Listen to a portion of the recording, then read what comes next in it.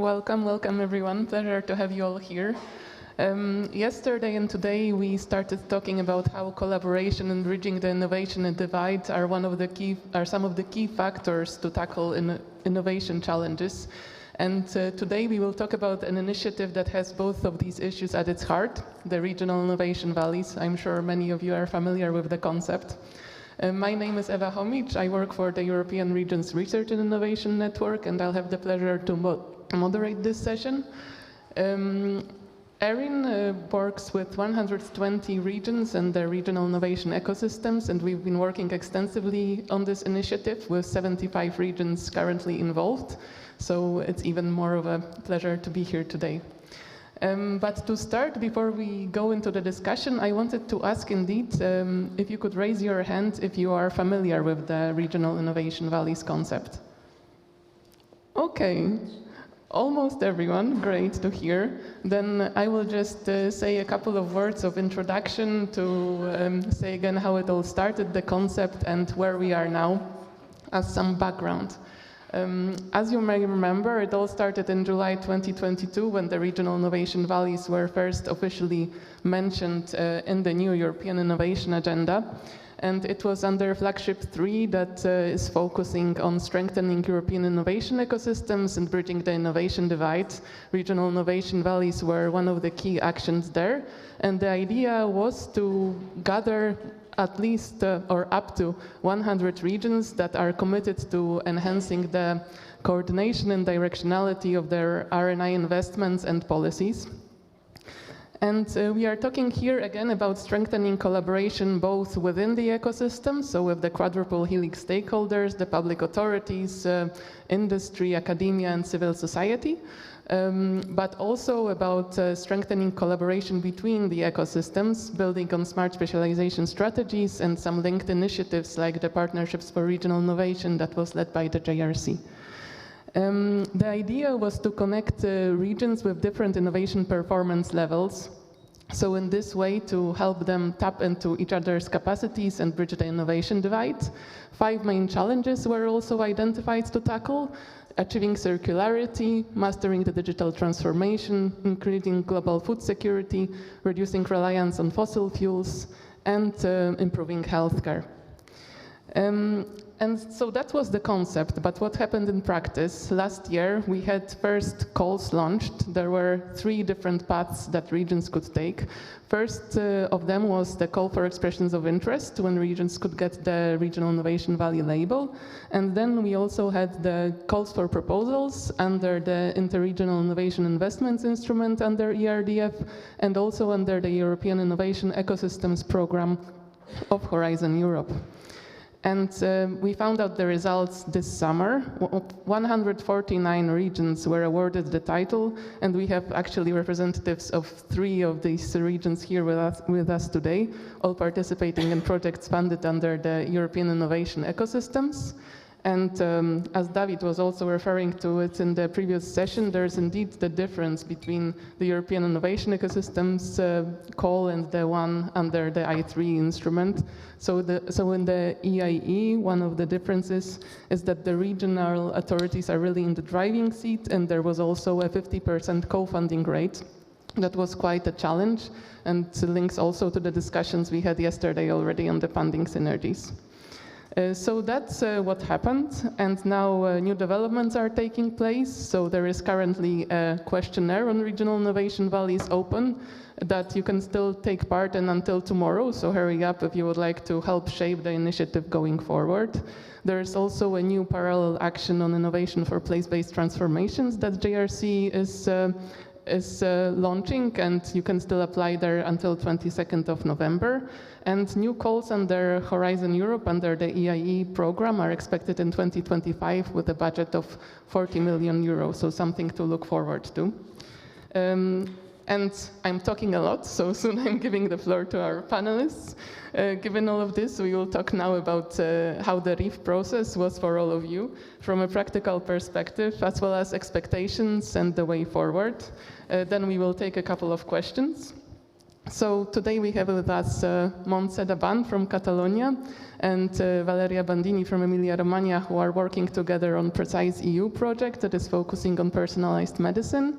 We also have Magda Klimczyk from Malopolska, who is engaged in the Unite project that focuses on digital health, and Margherita Bacigalupo from the Joint Research Center of the European Commission that is handling the gap analysis for the regional innovation valleys and also leading the initiatives like PRI and innovation for place-based transformation. So not to delay it further, I will now give the floor to each of you for brief introductions. And maybe to kick off, you can say what actually you find exciting and special about regional innovation valleys, both as an initiative and the projects that you're engaged in. So Montse, the floor is yours.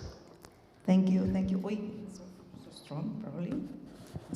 It's good, the sound? Okay, thank you. And thank you for this question, because I tried to summarize this in a very complex slide, probably, but it's been incremental. So I think I would try to, in 3 minutes, to explain this. We started with the knowledge that we have before with a European Innovation Ecosystem Preparatory Action, actually one devoted to determine the readiness for European health data space. So we were already very well connected to the thought of what is the use of a European innovation ecosystem. And then we were, and then just moving on those dots there, the next dot would be how we were aligned to the new European Innovation Agenda different flagships. So the 5 flagships, we saw the opportunity here to align to the talent, to the funding, to the reducing the divide for sure, to address policy-making issues, and also to see how we can promote the experimentation of spaces and the collaboration between industry and all the stakeholders. So that's what we did, and also we were focusing on the twin transition and the resilience. So this was the incremental thought that we had at the beginning when we saw the opportunity of the Regional Innovation Valley. For sure that he's been excited, but it's unique in our case, and probably in another RIV as well, that it was not in the driving seat, actually the regional administration, but it was a cluster organization of the Council of European Bioregions. So there's another dot here representing the Council, which is 50 bioregions in Europe working together for addressing shared challenges and connecting for EU projects. So we started Baden-Württemberg and Catalonia identifying this opportunity in June 2023, and then we just engaged our regions, and that is the exciting part. So it's the role of the clusters from the ground, identifying what is what are the needs of our ecosystems to be really contributing to this transformative innovation from the ground as well. All the entrepreneurship discovery, all the shared agendas are also shared by the clusters, and this is the cluster role. All we are in European Clusters Alliance and the Council of European Bioregions. We were able to engage our regions, so that is exciting also that they said, yes, okay, we are ready to contribute to this tricky 50% co-fund. So this was another of the ideas, so the aligning the smart specialization strategies of our regions with the new European Innovation Agenda that we had very much in practice, thanks to these opportunities that we had. So the other dot that we have here is that we were aligned from the ground also for the funding. So we see here in one dot, the funding is diverse. It's private funding, it's public, it's ERDF, and that is an issue. It was touched yesterday in the panel, but more to talk about. So really the source of funding is relevant and is exciting how to deal with the cascade funding with that. Also, to be able to align the Precise goals with another DG, which is DG HERA. DG HERA that I'm actually a member of the Joint Industrial Cooperation Forum of DG HERA, and in that case, all that has to do with antimicrobial resistance or the diseases or the resilience of Europe and the preparedness is tried also to be reflected in the project as well. So, and we will be working, and I'm moving dots here, contributing to the main 4 goals of precision medicine or personalized medicine, which is health data, ATMPs, so advanced therapies, medicinal product development, reaching the market, reaching the patients, and also the integration of personalized medicine in the health system. So that is the exciting thing about also the project. These 25 partners, oh sorry, and I forgot to mention that one of the goals there is reimbursement as well as in the new European Innovation Agenda, so it's also in the project. So I think we tried to cover all that's exciting about it, and I think it makes probably quite unique, at least for the health system. And then we have 25 partners plus Ukraine, which has been also challenging because we have to overcome the challenges of the funding, the 50% of funding Ukraine. So it was also some interesting path for that. And the collaboration with the EU partnership already ongoing. EP Permed with 375 million and 50 international partners. We are collaborating because we are based on the same strategic research and innovation agenda for personalized medicine. So this is also very exciting for our project. And the goal of involving this quintuple helix, not just quadruple helix, but the quintuple helix, we go further for the 5P medicine, which is more predictive, more preventive, more personalized. So all that is in the project as well. So the launching of 4 projects that help advance the TRL of solutions for personalized medicine from 6 to 8 it's the big thing there. It's how we can make an impact there. And then finally, and these 25 partners, 12 regions, 9 regional authorities, we have patients, we have industry, AstraZeneca is there also. We have a patient organization for the European Patient Forum. So we try to have covered all the value chain for these outcomes. And let me just finish saying that also exciting, and I just posted this on LinkedIn yesterday, I realized here that our beautiful logo with the fingerprint and the technology is also represented here. I don't know if you see that image. No, it was in the cover of Wire with the fingerprint plus technology. So I think great minds think alike. So that's also exciting from our side. So thank you for the time to talk about that. Thanks a lot, Montse. I will now give the floor to Valeria. Thank you very much, and good morning all. I'm glad to be here, and I thank, of course, the organizers for the invitation, and I'm happy to share our experience. That is an experience based from the side of the region, the regional authority we worked with, Emilia-Romagna region, the side of an agency, an innovation and development agency that is ARTER, and it's on PrecisiEU, so I hope I will complement. I mean, there's not my slide, actually. It's you, okay. Yeah, there it is. Yes, on the same project, so we are a partner of PrecisiEU, both as an agency, as the region, and the cluster we have in our region. And you see there some plus that make RIVS special from our point of view. First and foremost, the fact that it has a real and genuine ecosystem approach. That is something that we consider extremely relevant and essential for innovating our territories, let's say, our economies, our society. And in fact, yes, I mean, we have a kind of rich and somehow complicated ecosystem in our region, and now I see also that there's something wrong, but no problem. And yes, following what Montse was saying, the specific quintuple helix approach of this project corresponds exactly to our regional idea to make innovation real in the territory, and with the big advantage of having the opportunity to do it together with other regions, other territories, other stakeholders. What makes special the Regional Innovation Valley is that you are obliged to have a thematic focus. So we can talk about thematic ecosystems instead of territorial ecosystem that we are used to being at the regional scale. And this thematic focus has been really key to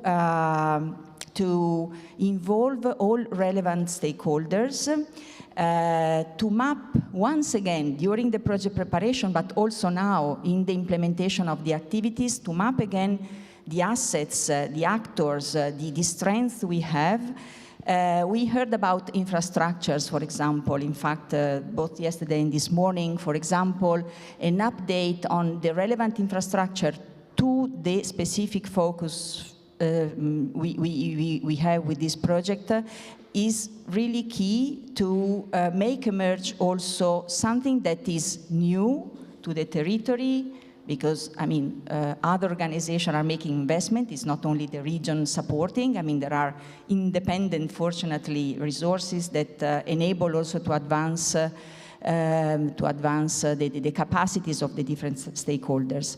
And also, because of the sector, but in general terms, as a concept itself, we recognize that RIV is in favor of interdisciplinarity.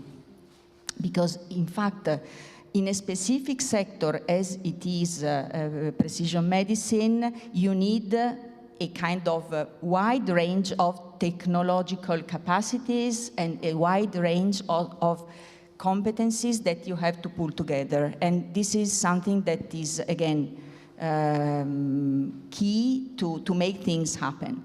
And in fact, the fact that we work on a challenge that is a challenge from the policy side, but also from the business side. From the policy side, because the policymaker has the opportunity, or is obliged by the rules of the code of the operation, to put money and to put, to influence the direction of the project, but also from the market side. The challenge is to create opportunities and to find opportunities for companies to grow and for the prosperity of our territories. What's challenging also is the fact that you share with other territories, with different contexts, with different level of, with different assets, with different capacities, and this alignment, let's say, it's not easy. It's not easy at all. I think that yes, Monse, you agree, but it's something that enrich a lot the activity that we are carrying out in our single regions. Yes, the alignment of financial resources, we spent some words and time on synergies. I don't want to go further on that. And in terms of real benefit that we aim at and we expect is the concrete and real innovation projects involving companies or, led by the business sector in the interregional dimension.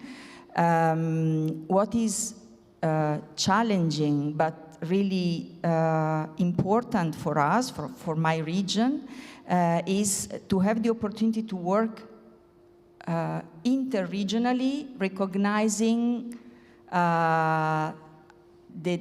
recognizing and experimenting. It's a big experiment to a certain extent.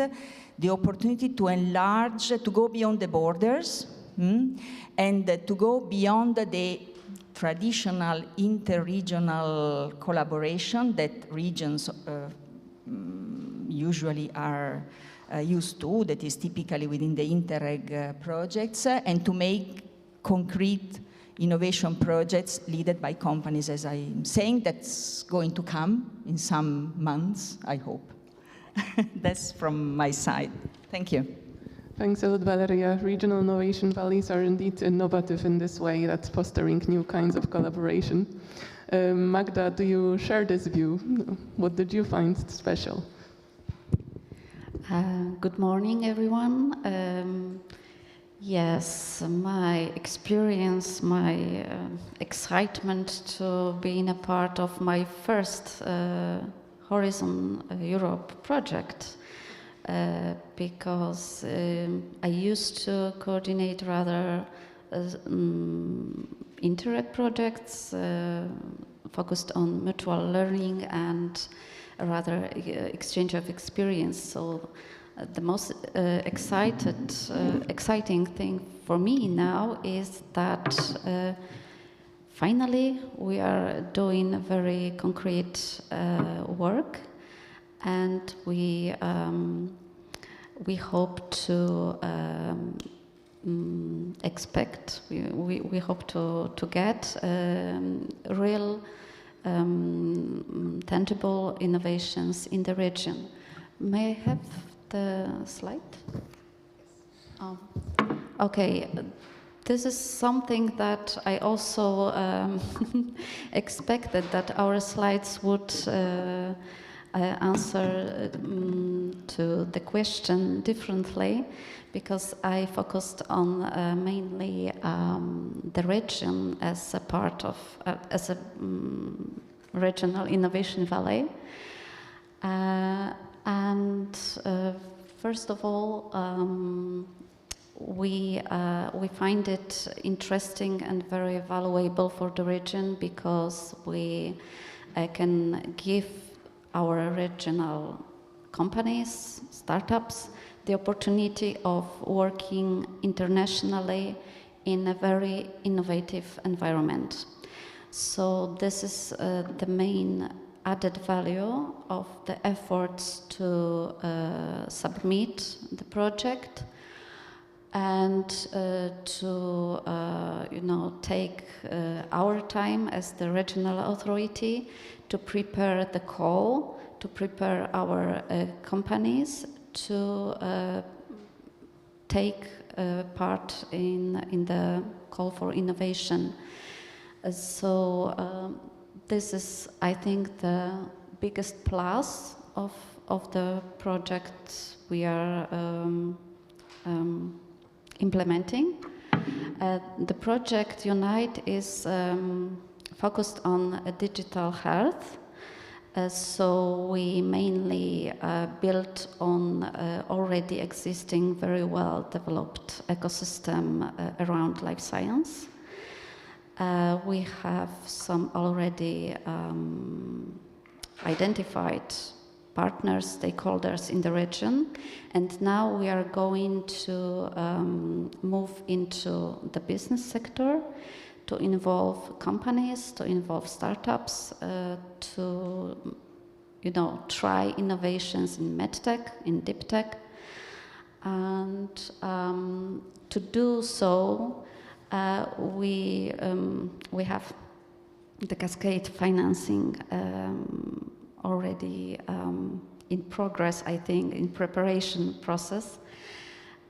So the big plus is that the companies will take the 100% of their expenses, so they can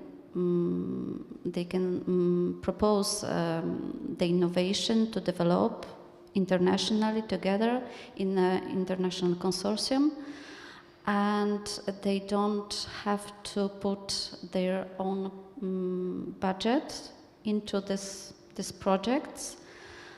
So that might be also very interesting for them to be part of those little projects, innovative projects. We also plan to use the Unite platform, the Regional Innovation Valley platform, to promote our companies. I don't mean only the Malopolska companies, but companies from all partner regions, to give them the floor to shine. Because if they do innovations, let them show it to the world. So that's also a big plus of being the Valley. And the obvious one, mutual learning. I have huge experience in exchange of experience, mutual learning, and I know that it can bring huge value in the future, because today is the conference, but we all think about tomorrow. So that's a good time, and that's a good place to talk about tomorrow. Thank you. Thanks a lot, Magda. And the point you're making on engaging companies more in the regional innovation ecosystem challenges is indeed nice and important, because it's often seen as a big bottleneck and challenge. So good that regional innovation valleys can help. And Margherita, from the European Commission perspective, or more from the JRC, what you would see as the most exciting part of this initiative? Thanks. It's indeed a different perspective, but I think that there are things to highlight also from our point of view. First of all, coming from the JRC and having been engaged in the past 4+ years on rethinking innovation for place-based transformation, we see this call and this initiative as very exciting, because it puts the seeds for a transformation, meaning this calling the region to invest in their ecosystem, in enhancing the coordination of policy and the directionality of policy, what Valeria was saying about the thematic focus. At the end, the thematic focus is calling all the actors in an ecosystem to decide and prioritize one of the shared priorities and to work on it cross-border. So this is a very good example of how policy can put directionality at the core and create a system that, even through the cascade funding, tries to align the different agenda on these shared priorities. So I think this is exciting. And then the element, the work we started with the pilot that we ran in collaboration with the Committee of the Regions, that was called PRI, Partnership for Regional Innovation. That was 1-year pilot that was meant to validate the theory that we had pulled together as a JRC in co-creation with territory. So validated and transforming it in something more usable. We started with a playbook that was not very playful, but it condensed the reflection that had been done by us. In the parallel, there was the work of scientific committee that led to the publication of the Square, that I recommend for those who were triggered by the discussion what it means place-based. So in the Square, we deep dive in the place-based dimension, and then at the end of the pilot we published the action book, which is for surely an exercise of knowledge synthesis, but is far more actionable. And in the PRI, one of the big elements was this of interregional collaboration. We even had the concept of challenge-oriented interregional collaboration. So the RIV calls have at their core all these elements, and in addition, I would stress they are an example of policy experimentation, because from maybe you don't see it the same way, but from the Commission point of view, bringing together, trying to align instruments that have been designed for different purposes, excellence-oriented and cohesion-oriented instruments, to use them to close the innovation divide, but also to show how policy and action mix can be used to achieve the objective of the territory. So for me, one element that I would like to flag is that this call is oriented to those who have a direction, they know where they want to go, and they pool the resources, European, national, regional, private, combining different funds within the legal constraints they have to move in the direction they want to move. So I think there are many excellent examples. I have a couple of slides, but what we are doing and that I want to say is that it's easy for the Commission to say, we have done a great job, this is a super initiative, but part of the experimentation and the piloting is collecting feedback. So as a JRC, we are doing a gap analysis in collaboration with RTD. We have run a number of focus group thematics, so to keep this element very at the center of the research we have done, one on digital and one on food. And then about 20 interviews with territories that have either participated or not participated, being successful or non-successful. And now we have a survey open. So if you can go to the last slide, one more, this. You have the QR code for the survey. It's open until tomorrow. It's very brief. Whether you have participated or not participated, it doesn't matter. We are collecting feedback from potential participants to enrich the understanding of what worked well, what didn't work well, and what can be the element of reflection for designing the next work program. Then I will tell you about the preparatory action. Yeah, thanks a lot, Margherita. It's indeed a nice bridge to the next question, which is about diving deeper and seeing what the process has been like for you in developing projects, but also in evaluating this initiative. So, Montse, you are coordinating the Preciso project, and it kicked off as the first of the 5 funded projects under EIE program on the 1st of July. And you mentioned you have 25 partners. That's really a lot, and involving the quintuple helix. Sounds very challenging. Can you explain if it was indeed a challenge, or maybe it was very easy? It is indeed.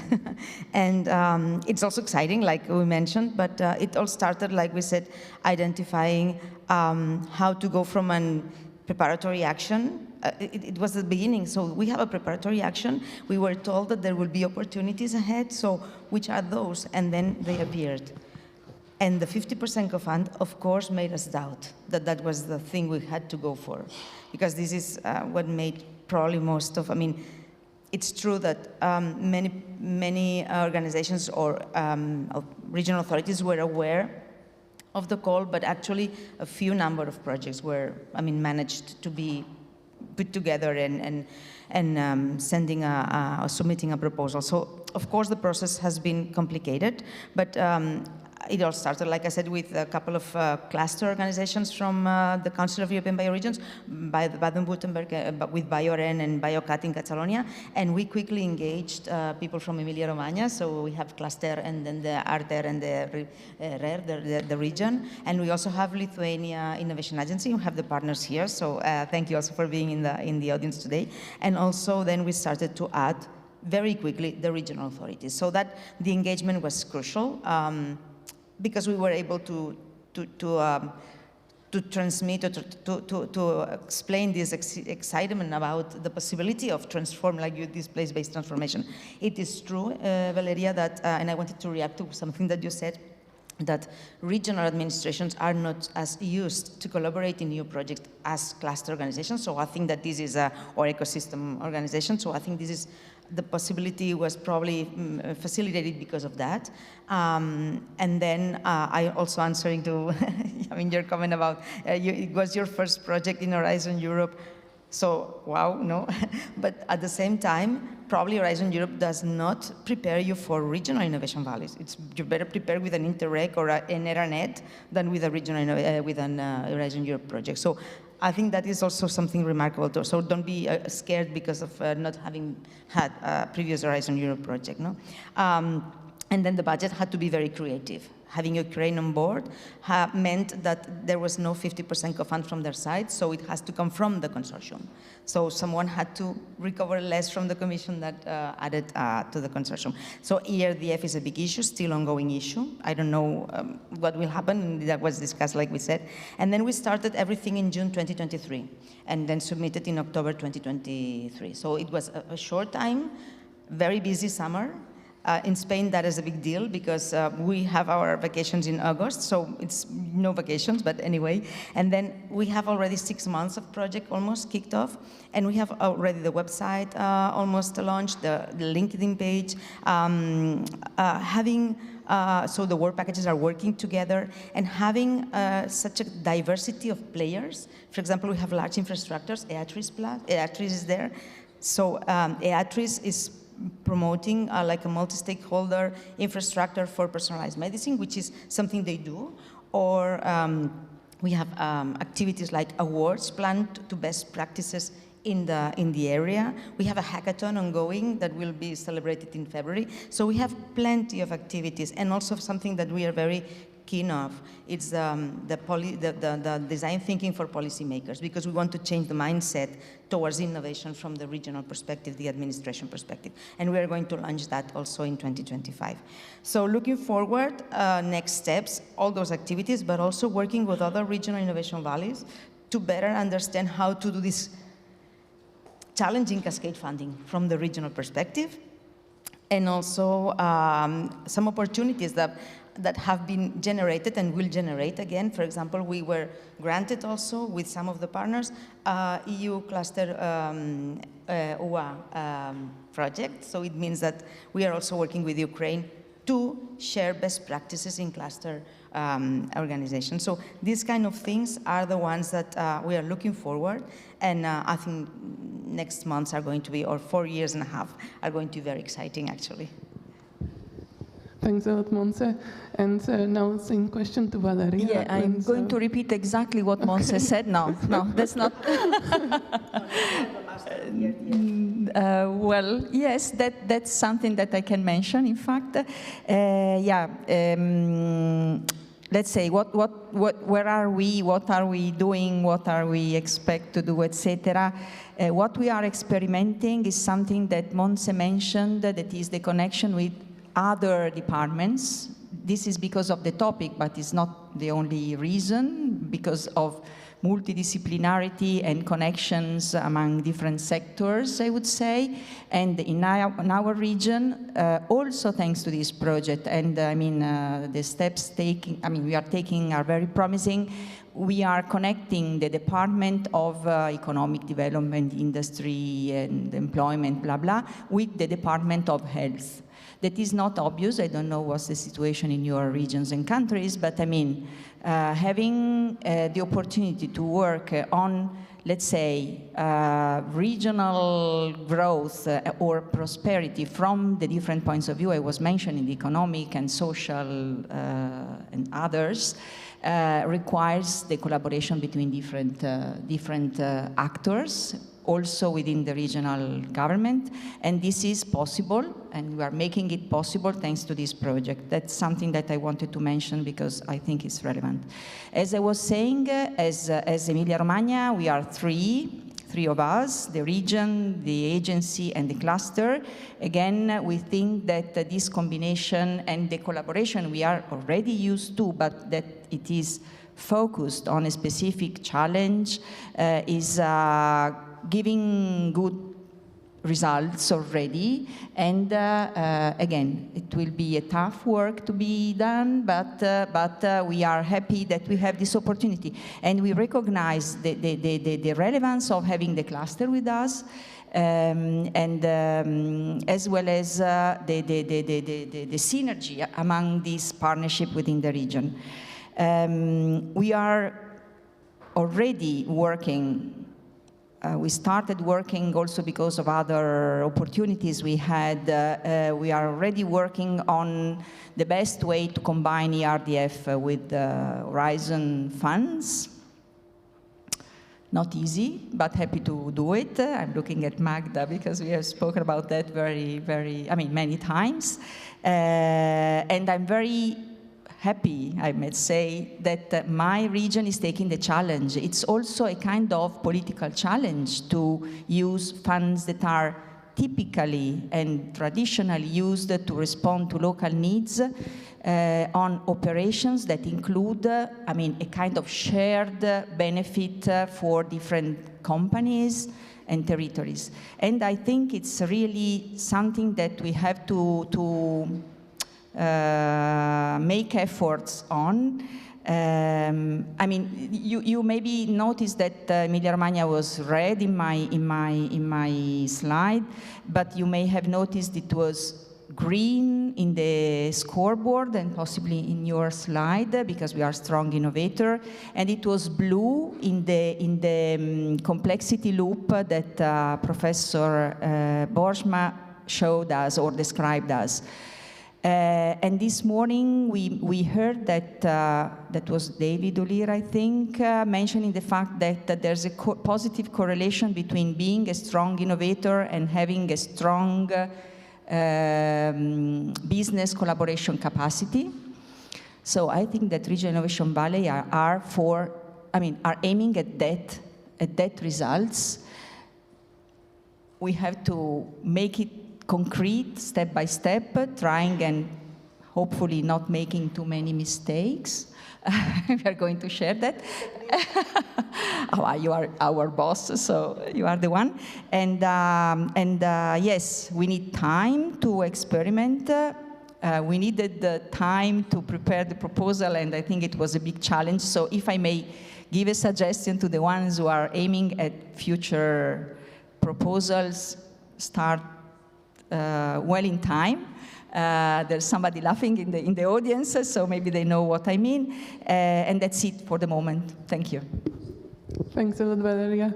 And now I'll move on to Magda. Magda, your project is smaller because I know it has 8 partners, and since it's also for you first project in Horizon Europe, I guess it was challenging. But also Emilia, Romagna and Catalonia are indeed strong innovators. Malopolska is a moderate innovator. Did it influence in any way maybe your experience? But if you could talk about this and maybe next steps, expectations. Okay, I just want to share a short experience from submitting both as express of interest and as a part of the project. And the first one, the most challenging was to decide which field we should focus on. Because if you have 7 smart specialization in your region, it is decision what we should focus on. And we had 3 leaders, like life science, circular economy, and energy. And we decided on life science, which is the most mature ecosystem already in Malopolska region, and we have strong partners in our ecosystem. So that's what we focused on during the application for Regional Innovation Valley. And in the Unite project, it was rather like partner contribution, so we have a very strong coordinator, which is EIT Digital, and they took care of everything. So just giving the contribution they needed, and also being open for discussions during the application process. But our expectations as I already mentioned before, that our main focus is now to involve business, especially startups, because in Malopolska region there is a huge barrier in medtech sector and healthcare sector. There are some innovations, there are especially social innovations because of other our instruments like Social Innovation Incubator that helped individuals to develop some solutions for people, starting from giving the patient, giving the service recipient in the center. So we know that people have great innovative ideas, but don't have the environment to develop it. So we really hope that Unite will give them the platform to cooperate.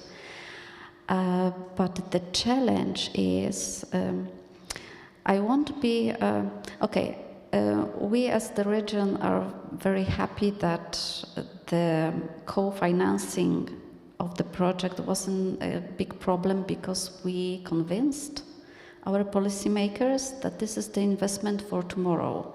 So we could provide the co-financing to the project. However, the challenge is how to convince now the companies to bring those funds back to the region in this, innovation financing process instrument. So that's the challenge, how to bring them to this project as a real part of it. Yeah. Thank you. Thanks a lot, Magda. And Margherita, from your side, you're carrying out the gap analysis. I'm not sure if you can already share some regional insights, but maybe also looking forward on the new preparatory action on innovation for place-based transformation. It indeed seems like a promising opportunity for regions to learn, build capacity, and experiment with innovation policies. So maybe if you could say a few more words about that as well. Thanks, Eva. Indeed, what I can say about the next steps in the Regional Innovation Valleys initiative is that the Rimini conference, the Community of Practice conference that will take place in December from 11th to the 12th, is a space where we will share initial findings of this gap analysis. Closing tomorrow, we will start looking into the data, and in December we'll be able to share. So you're all invited. And this, also I can share that the letter from the commissioners that are expected are on the verge of being sent. So be patient a little bit more. Many people have asked when they will come out. They will come out soon. They are almost ready. And when it comes to the preparatory action, so this is, if you want the follow-up activities on the work we started with the PRI, is based on the action book, and is called Innovation for Place-Based Transformation. If I can ask you to go to the slide in which there is the process, what we have done is to create, like a bit in the RIV, in which there were different pathways. This one is good. In the RIV, there was the call of expression of interest, the EIE calls, and the I3 calls. Here, if you want, is an extreme parallel, since here there is no money, but there are three strands of way to participate. So there is the awareness raising stream of activities that will be open to anyone. Business, public administration, NGOs from member states, from Mars, anyone can, who is interested in learning about transformative innovation, with the hook to the experiences that we will be doing in this preparatory action, is welcome to apply. And this will be a knowledge sharing space. Then there is the capacity building strand, which has to be led by a public administration, so the application must be done by a public administration. There is a heavy commitment, because it's 11 modules, 8 of which are based on the action book, and 3 will be shaped on the results of the experimental journeys that are part of the third strand. So there is a commitment to devote time to learn from what has been, what is the knowledge that the JRC is consolidating, either to the action book or the work that will be done during the experimentation journeys. Here we ask to fill in a survey, to have a challenge focus, and to get a letter of support by the organization. What do we mean by that? We mean that I take a name, since I haven't collected the dots, but I have done the networking. So I'll name Andrea. If Andrea wants to take part of this capacity building, she needs to collect the signature of someone in her administration that allows her to devote time to this activity. So this is to ensure that those who participate are freed from other activities to devote time to learning. We wish not to have dropouts in the process, not everybody come on board, but make sure you have the time to participate. And in this case, ideally, there is space for Raluca to bring along other actors and say, I will bring in this capacity building also other people, including the private sector, so saying we want to learn together, and that would be fantastic. Not necessary, but fantastic. And then for the experimentation journey, what we ask, as Mikel always said, is sweat and tears. So again, no money, but the desire to engage in 18 months experimentation journeys that will be demanding based on how much you are able to, those who apply are able to match it with activities that are ongoing. So the experimentation journeys, you have to think from the JRC perspective. So they are not technical support instruments. They are not meant to accompany a territory, a cluster, to move in their pathway, but they are a space for experimentation where our duty is to learn and consolidate the approach. So we have to find those that are committed to a journey and they are committed, they have done some steps, and they want to share the step done so far and the challenges they are facing. So in this case, there is always the survey to be filled in, the form, and a letter of political support. And this is very important because since there is no money that we are putting in, we want to ensure that the people that engage, that from their public administration, from their territories, there is a commitment to then act upon the findings. So make the policy choices, policy action, funding choices that are informed by this process. Therefore, this is an important step. Let me say that the deadline is the 22nd of November, but if for any reason you have hard times in meeting this deadline, you send us an email, and you can go to the next slide, so there is also the email, and you ask for an extension. So you have the QR code with the information. This is very important. The requirement of having a letter of political support is for those who engage in the effort to ensure that there is a political alignment, political will.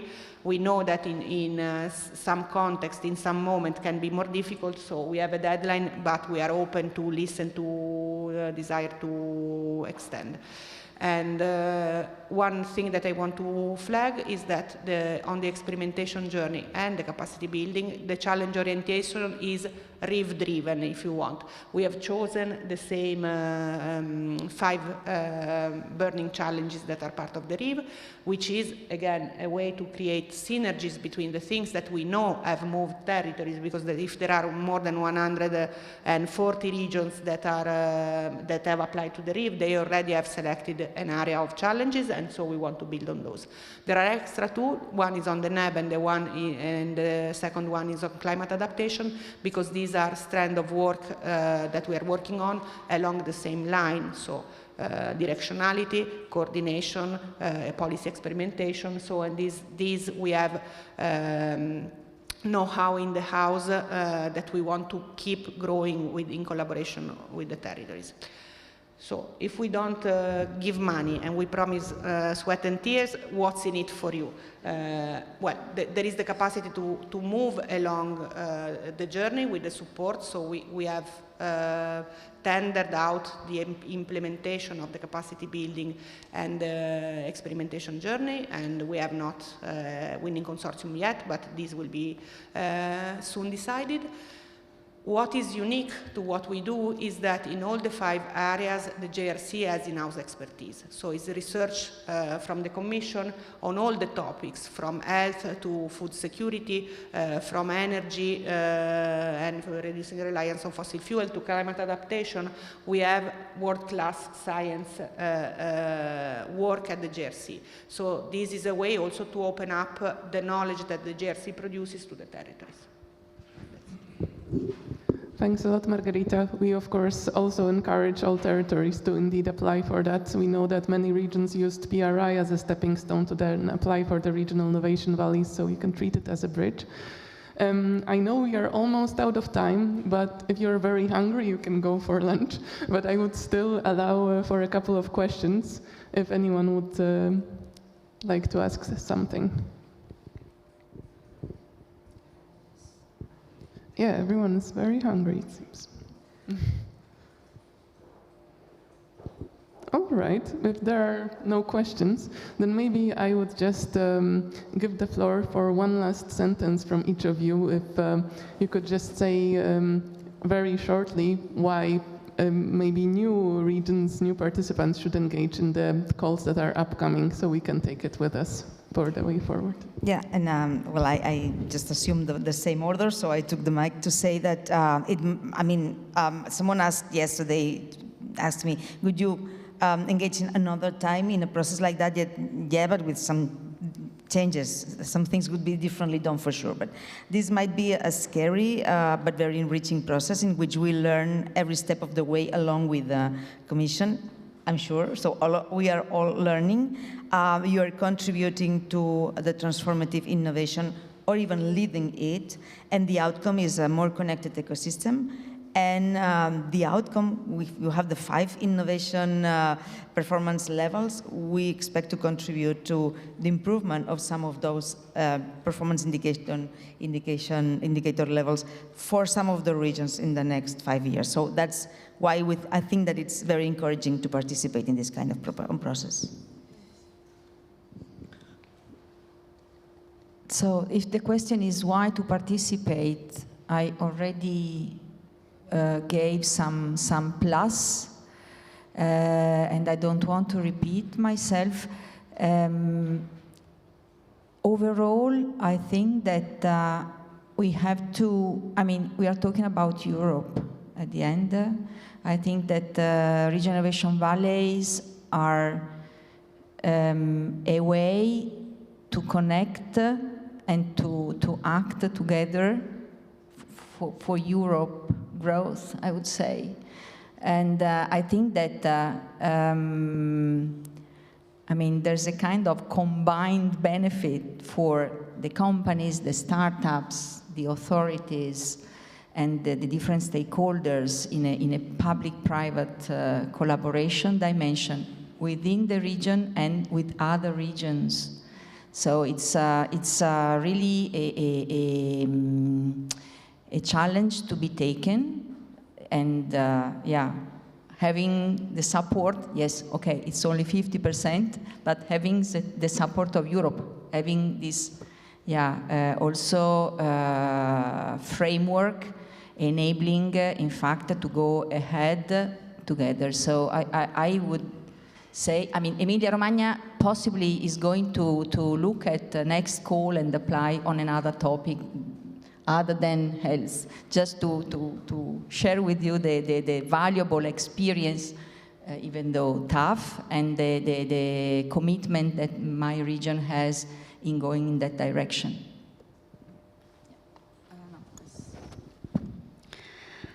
I'll try to be quickly. What I've learned from almost all my previous projects is that very often we get something we didn't expect. We got even more than we planned. So this is something I also expect from the Unite project. And the other hope from my side is that we can change something. We can change our future. And I know that sounds like naive or, like a dreamer, but I think it's good to have some dreams and to translate it into action and outputs and outcomes for our region and Europe, I think. So thank you.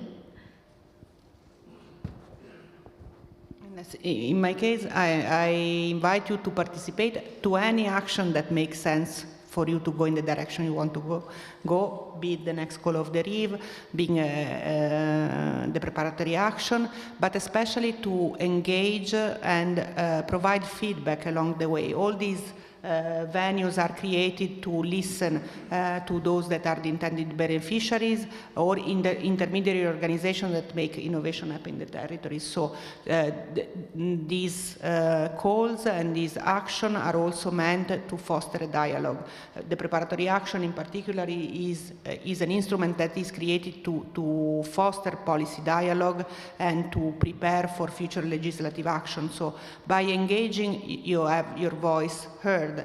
If you don't say why you don't engage, then we lose the pressure inside of what are the barriers that have to be overcome. So engage, and if you don't, let us know why. Thanks a lot. And on this note, I'd like to thank everyone and for your participation. Hope you enjoyed the session, and if you have any questions, we are around after.